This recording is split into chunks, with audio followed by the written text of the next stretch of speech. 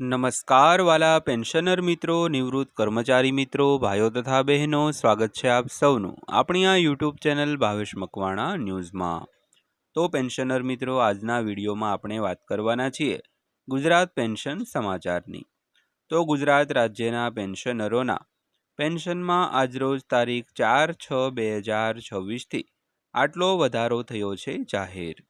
તો મિત્રો, કેટલો વધારો જાહેર કરવામાં આવ્યો છે અને ક્યારથી વધારો જાહેર કરવામાં આવ્યો છે, જેની આજના વિડીયોમાં આપણે વિગતવાર સમજૂતી મેળવવાના છીએ। તો આજનો વિડીયો તમે ખાસ કરીને અંત સુધી જોઈ લેજો, એટલે બધી જ માહિતી તમને A to Z વ્યવસ્થિત રીતે સમજાઈ જશે। અને હજી સુધી જો આપણી આ ચેનલ તમે સબસ્ક્રાઈબ ન કરી હોય અને જો તમે ડેઈલી આવી જ અપડેટો મેળવવા માંગતા હો તો આપણી આ યુટ્યુબ ચેનલ અત્યારે જ સબસ્ક્રાઈબ કરી લેજો, કારણ કે આપણી આ ચેનલમાં તમને રોજે રોજ આવી જ અગત્યની માહિતીના વિડીયો તે પણ એકદમ સરળ ભાષામાં અને વિગતવાર સમજૂતી સાથે જોવા મળવાના છે। તો મિત્રો, વિડીયો શરૂ કરતા પહેલાં એક વિનંતી પણ છે નાની એવી, કે હજી સુધી જો આપણી આ ચેનલ સબસ્ક્રાઈબ ન કરી હોય તો આપણી આ ચેનલ સબસ્ક્રાઈબ કરી લેજો, કારણ કે અમે તમારા માટે ખૂબ મહેનતથી આવા નવા વિડીયો બનાવતા રહીએ। તો થોડોક સપોર્ટ કરજો, જેથી કરીને અમને પણ થોડુંક પ્રોત્સાહન અને મોટિવેશન મળતું રહે। તો શરૂ કરીએ આજનો આ વિડીયો। તો વાત કરીએ, ગુજરાત સરકારે રાજ્યના કર્મચારીઓના હિતમાં વધુ એક મહત્વપૂર્ણ નિર્ણય લીધો છે। તો પાંચમા પગાર પંચ હેઠળ પગાર મેળવતા કર્મચારીઓ અને અધિકારીઓ માટે મોંઘવારી ભથ્થા એટલે કે ડીએમાં વધારો મંજૂર કરવામાં આવ્યો છે। તો નાણાં વિભાગ દ્વારા 2 જૂન 2026ના રોજ જાહેર કરાયેલા સત્તાવાર ઠરાવ બાદ હજારો કર્મચારીઓને સીધો લાભ મળશે, સાથે જ લાંબા સમયથી બાકી રહેલા એરિયર્સની રકમ પણ તબક્કાવાર ચૂકવવામાં આવશે દોસ્તો। તો ખાસ કરીને ગુજરાત સરકાર હેઠળ જે પાંચમા પગાર પંચ હેઠળ પગાર અને પેન્શન મેળવતા દરેક કર્મચારીઓ અને પેન્શનરોના મોંઘવારી ભથ્થા એટલે કે ડીએમાં વધારો કરવામાં આવ્યો છે। તો આ નાણાં વિભાગ દ્વારા 2 જૂન 2024ના રોજ જાહેર કરાયેલા સત્તાવાર ઠરાવ બાદ જે હજારો કર્મચારીઓ છે તેને આનો સીધો લાભ મળશે, અને સાથે લાંબા સમયથી બાકી રહેલું જે ડીએ એરિયર્સ છે તેની રકમ પણ તબક્કાવાર ચૂકવવામાં આવશે દોસ્તો। તો વધુ વિગતવાર વાત કરીએ, ગુજરાત સરકારે રાજ્યના સરકારી કર્મચારીઓના હિતમાં વધુ એક મોટો નિર્ણય લીધો છે। તો નાણાં વિભાગ દ્વારા 2 જૂન 2026ના રોજ જાહેર કરાયેલા સત્તાવાર ઠરાવ અનુસાર રાજ્યમાં હજુ પણ પાંચમા પગાર પંચ હેઠળ પગાર મેળવતા બાકી રહેલા તમામ કર્મચારીઓ અને અધિકારીઓ માટે મોંઘવારી ભથ્થામાં નોંધપાત્ર વધારો મંજૂર કરવામાં આવ્યો છે।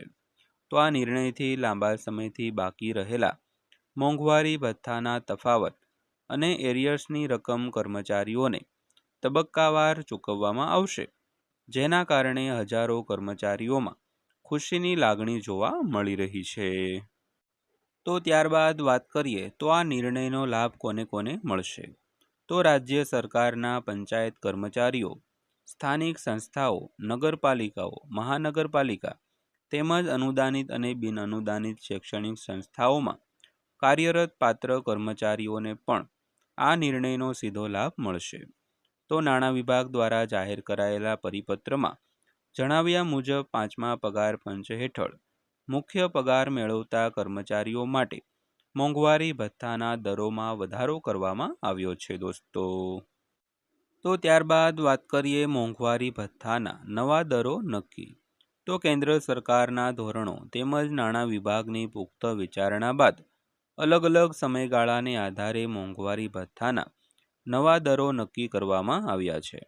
તો પરિપત્ર મુજબ 1 જુલાઈ 2022થી મોંઘવારી ભથ્થું 369%, 1 જાન્યુઆરી 2023થી 412%, તો 1 જુલાઈ 2023થી 427% અને 1 જાન્યુઆરી 2024થી 443% ચૂકવવામાં આવશે। તો આ વધારાથી કર્મચારીઓને મોંઘવારી સામે વધુ રાહત મળશે।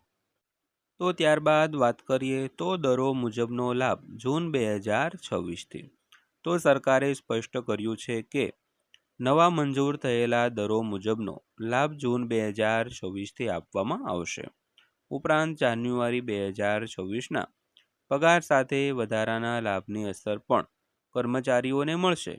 તો લાંબા સમયથી રાહ જોવાતી આ જાહેરાતથી કર્મચારીઓ અને અધિકારીઓમાં સંતોષની લાગણી જોવા મળી રહી છે. તો ત્યારબાદ વાત કરીએ કર્મચારીઓને હપ્તાવાર ચૂકવવામાં આવશે. તો મહત્વની બાબત એ છે કે 1 જુલાઈ 2021થી 1 જાન્યુઆરી 2024 સુધીના સમયગાળાના મોંઘવારી ભથ્થાના તફાવતની રકમ કર્મચારીઓને હપ્તાવાર ચૂકવવામાં આવશે. તો એરિયર્સની મોટી રકમ એક સાથે નહીં, પરંતુ તબક્કાવાર ચૂકવવાના નિર્ણયથી રાજ્ય સરકાર પર નાણાકીય ભાર પણ નિયંત્રિત રહેશે અને કર્મચારીઓને તેમના હકનો લાભ પણ મળશે. તો રાજ્ય સરકારના નિયમિત કર્મચારીઓ ઉપરાંત પંચાયત કર્મચારીઓ, સ્થાનિક સ્વરાજ્ય સંસ્થાઓ, નગરપાલિકા, મહાનગરપાલિકા તેમજ અનુદાનિત અને બિન અનુદાનિત શૈક્ષણિક સંસ્થાઓના પાત્ર કર્મચારીઓ માટે આ નિર્ણય લાભદાયી સાબિત થશે દોસ્તો. તો દોસ્તો આ હતી આજની માહિતી પસંદ આવી હોય, વિડીયો સારો લાગ્યો હોય તો વિડીયોને એક લાઇક કરજો અને આવા જ વિડીયો રોજે રોજ જોવા માટે આપણી આ ચેનલ સબસ્ક્રાઈબ કરી લેજો. તો ફરીવાર પાછા મળીશું એક નવા વિડીયો સાથે, નવી માહિતી સાથે. ત્યાં સુધી સૌને જય હિન્દ, વંદે માતરમ.